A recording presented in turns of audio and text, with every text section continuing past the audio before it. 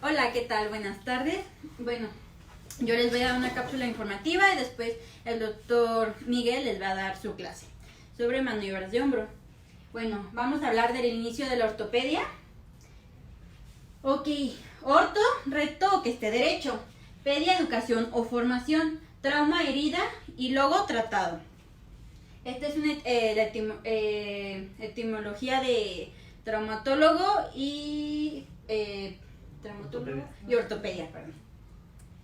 Ok, voy a hablarles sobre antecedentes muy brevemente, sobre historiadores, sobre investigadores y los que innovaron y hicieron gran historia de la ortopedia. Los antecedentes de la ortopedia se remontan a los tiempos antiguos en diferentes culturas en el mundo occidental, a los médicos griegos. Por ejemplo, está Claudio Galeno, del año 129 al 200 después de Cristo, fue cirujano de gladiadores. Aquí está.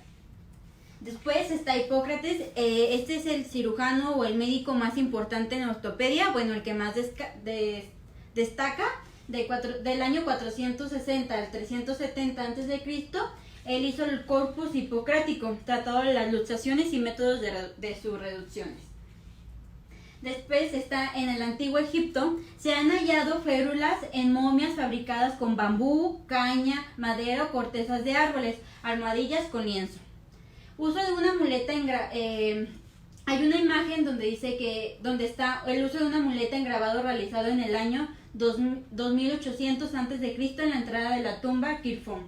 Y quiere decir que desde antes ya los antecedentes ya usaban métodos para cuando se lesionaba a la gente. Después está en la ortopedia en la época medieval. El cirujano medieval de la escuela Montpellier es el doctor Guy de Chauliac. Utilización de tracción continua mediante pesos y poleas para la reducción y tratamiento de las fracturas femorales. Él fue el que innovó eso. Luego está el doctor Jean-André Benel, diseñó numerosos aparatos ortopédicos. Después está Antonius Mathijsen. Él fue un cirujano militar holandés.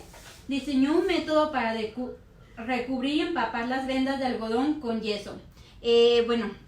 Como el tipo similar al Papiracin, y inventó el yeso de París. Después está Malgaigne, primer caso de fijación externa en 1840. Él utilizó clavo percutáneo con tirantes circulantes alrededor de la tibia. Es este señor. Después está el doctor Sir Roberto Jones, cirujano ortopédico con más destreza en el mundo, y él inventó o empezó a utilizar lo que es el uso clínico en los rayos X, la utilización, la importancia que existen los rayos X para valorar lo que es al paciente. Ok, aquí es de aquí para entonces es un tema que ya todos lo saben, todos los ortopedistas ya lo han visto. Por ejemplo, la clasificación de AO de Maurice Muller. Fueron varios ortopedistas que desarrollaron esta clasificación, que es una clasificación mundial, que aunque sea en chino, ellos te pueden entender si tú le hablas en la clasificación. En 1958 se desarrolló, se creó en Suiza la Asociación para el Estudio de Fijación Interna con Material de Osteosíntesis.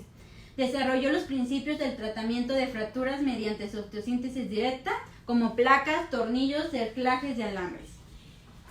Que es este señor, este doctor. Diseñaron, justificaron científicamente los tratamientos. Ellos, a través de que hacían los tratamientos, lo comprobaron científicamente que podían servir. Entonces, desde ahí entonces todo se aplica el método de osteosíntesis. Aplicaron los principios de osteosíntesis, diseño de implantes en el mundo y unificar criterios de tratamiento a nivel mundial y su clasificación. John Charling, cirujano ortopédico británico, fue uno de los pioneros en las operaciones de implantes de cadera. Él, lo así impresionante que yo encontré fue que una de sus primeras cirugías colocó una cobertura de vidrio soplado sobre una cabeza femoral. Esto le dio seguridad al paciente durante un año. Le dio una buena evolución. Y sería todo. Los esperamos en la siguiente cápsula. Sigue el doctor Miguel con exploración de hombro. Muchas gracias. pausar? No.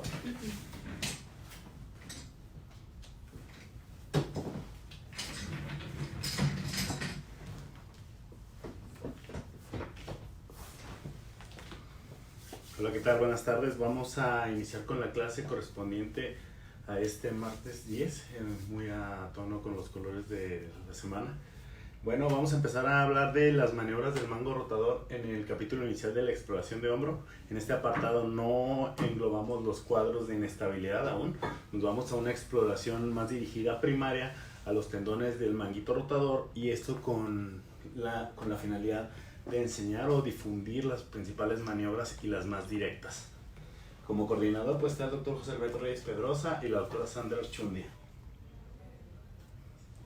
Bueno, antes de poder hablar directamente, hay que recordar que la exploración básica del hombro lleva los pasos de la historia clínica básica en la ortopedia. Nosotros somos mucho más directos y mucho más precisos, iniciando con la inspección del paciente, visualizando de manera correcta el hombro, permitiendo visualizar la articulación, visualizando la piel, visualizando el tejido, visualizando si hay zonas de edema o hematomas. Después hacemos una palpación anatómica de manera directa, esto antes de realizar rangos de movimiento o visualizar en el paciente arcos de movimiento, y al mismo tiempo hay que hacer un interrogatorio dirigido en cuanto a las causas previo al interrogatorio de cuál fue el motivo de la consulta del paciente. Y obviamente nosotros saltamos la percusión, pero hacemos la palpación, y una percusión puede ser únicamente en el espacio anatómico de la articulación, y esto en casos en que se sospeche que haya una ocupación, ya sea por un hematoma o por una artritis séptica.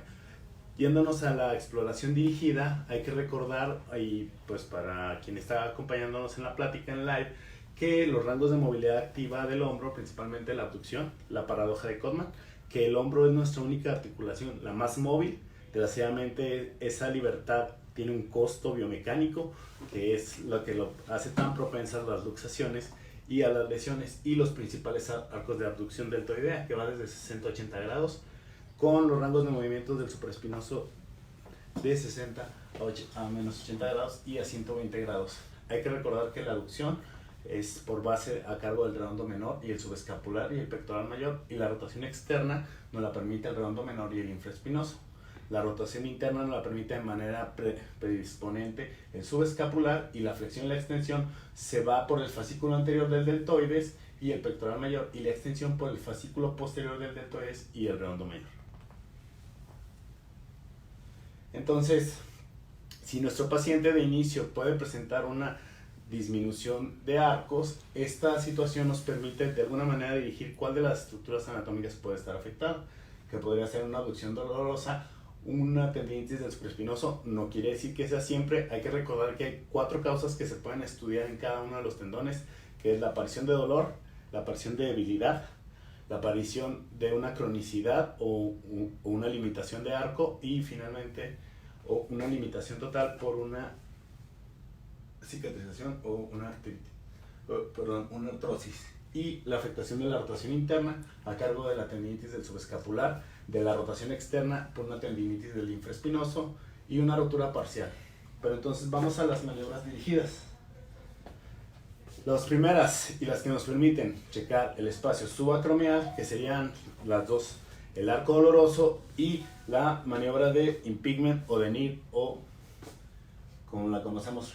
Primeramente, el arco doloroso es una maniobra muy sencilla, consiste en la abducción activa del brazo, y se coloca el observador o el médico detrás del paciente y le permite que haga un movimiento de arco y a la movilización de 60 a 90 grados. Este movimiento, si existe compromiso, puede hacer una ocupación del arco subacromial, un pinzamiento y un dolor crónico, o una limitación, puede hablarnos de una ruptura. Esta tiene una sensibilidad de 75% versus la artroscopía, y esta sensibilidad significa que el estudio nos puede acercar en un 75% al diagnóstico versus realizar la artroscopía. En segundo lugar está el test de Neer, o la maniobra de Neer, en la cual se le pide al paciente que se eleve pasivamente el brazo. Esta situación clínica de manera normal, que nos permite una abducción y una flexión y una rotación interna. En un paciente que está afectado, las principales estructuras anatómicas puede ser la bursa y obviamente el arco subacromial, Y aquí una movilización incluso puede ser una ocupación o una tendinitis. La disminución del arco de movimiento no necesariamente es patológica. Hay que recalcar algo aquí importante: en adultos mayores de 70 años o de 65 o en la tercera edad, ellos pueden tener una limitación fisiológica por degeneración del tendón. En tercer lugar, la maniobra de Hawkins-Kennedy, y esta nos permite para realizar, se le solicita al paciente que haga una flexión a 90 grados y con el codo en flexión y realizar una rotación interna del hombro bajando el antebrazo, y el descenso pasivo puede provocar dolor cuando existe un conflicto antero-superior o infero. La sensibilidad de esta maniobra se ha documentado, es de las más estudiadas, un 85% versus artroscopía. Y pues su pensamiento común en las principales etiologías por edad es entre los 20 a 45 años, un síndrome subacromial por una tendinitis o dolor, y de los 50 a los 70 años por ruptura parcial o por una tendinitis crónica.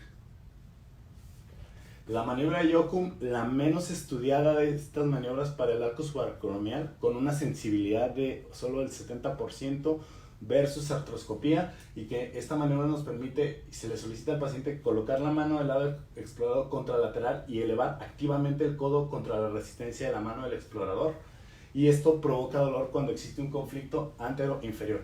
Estas 4 maniobras son las principales para el arco doloroso. Existen más maniobras, claro que existen más, pero estas son las básicas o que se deben de conocer de primera intención. Aquí podemos ver, nada más como una imagen representativa, cómo se observa el movimiento, y al hacer el movimiento, como si hay una inflamación, que lo usual es la bursa y el espacio subacromial, se puede observar la limitación o hacia dónde se iría. Vamos a continuar con las maniobras de exploración del tendón supraespinoso. Las más sensibles, que son el test de Hove y el test de drop arm o de brazo caído, estas con sensibilidad de 85, el test de Hove, y un 72 el drop arm. El test de Hove, en el cual la estructura afectada es el supraespinoso o es a estudiar, y en el cual se le solicita al paciente en una pronación con la mano extendida y a resistencia tratar de movilizarla en contra del explorador. Y esta maniobra nos permite o nos detecta dolor en el supraespinoso si el brazo se eleva contra la resistencia.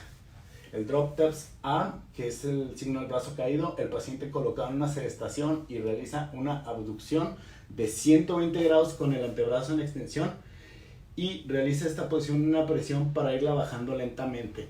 Cuando hay una ruptura o parcial o total, la maniobra es irrealizable. El paciente no puede levantarla más allá de 90-95 grados dependiendo del grado de desgarro.